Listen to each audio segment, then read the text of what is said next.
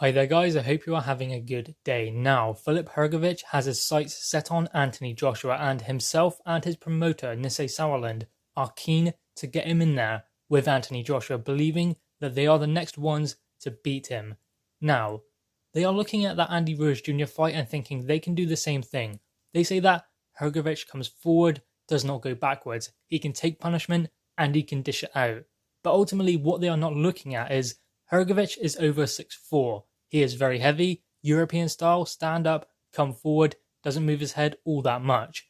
Andy Ruiz Jr., smaller heavyweight, fast hands, quite powerful, gets on the inside, makes himself small, good head movement, good movement for a big guy. Very fast, as I said, Mexican style, goes to the body. So you can see that these are two different styles. So for them to be looking at the Andy Ruiz Jr. performance from Anthony Joshua and thinking that's the way to beat him, yet their style is completely different from Andy Ruiz Jr. So why are they thinking that because Andy Ruiz Jr. done it, they can do it in the same way? Because they can't. They have a European style. Stand up, come forward, very little to none head movement, there to be hit. Has Anthony Joshua ever struggled with that? Well, in one fight he did against Vladimir Klitschko, but again, that was because of Anthony Joshua. That was inexperience that cost him in that fight, but ultimately he still won. So he's never really struggled with a tall guy, comes forward, and a stand-up European style. Is Filip Hrgovic going to be any different? Well, maybe he will be better than many of the opponents that Anthony Joshua has faced with that style. Not better than Vladimir Klitschko, but still, maybe he will pose a few threats to Anthony Joshua. Maybe he punches harder than some of them, but ultimately it's going to be the same story because Anthony Joshua does not struggle with that style. Same thing with Kubrat Pulev. He believes that Andy Ruiz Jr. done it, so I can do it. Even his promoter, Bob Arum, who should know better, says that Andy Ruiz Jr. done it, so Kubrat Pulev will be doing it even better than Ruiz because he's a better fighter.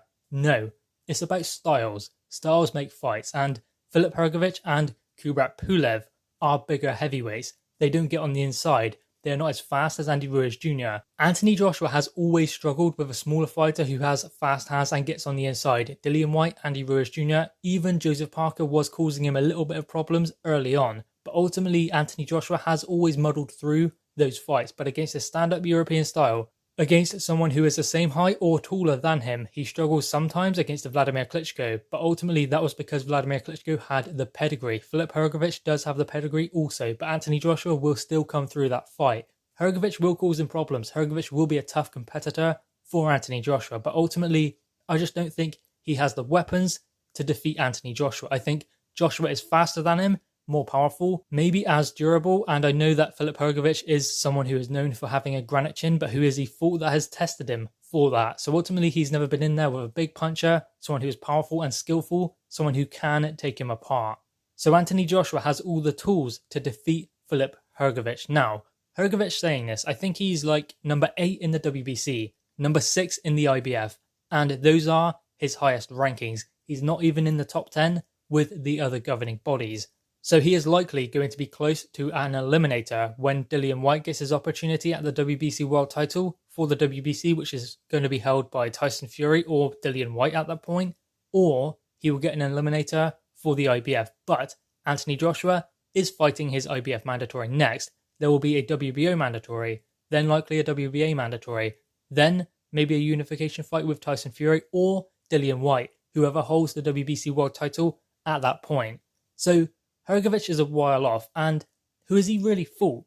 Who has he fought that makes us believe that he should have a shot at Anthony Joshua? Who has he fought to make us believe that he could beat Anthony Joshua? Yes, he's durable. Yes, he comes forward. Yes, he's powerful. Is he fast?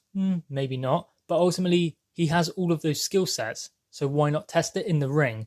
Eric Molina is his best performance, his best win, and that is the highest level opposition he has fought. Let's see him in there with a Martin Bakole. Let's see him in there with a Michael Hunter. Maybe even an Andy Ruiz Jr. Will Andy Ruiz Jr. take that fight? No, because it's probably too big a risk for him. And I don't see why not, but that seems to be the way things are going. They'll fight a lower level opposition because they'll get the same money for an easier fight.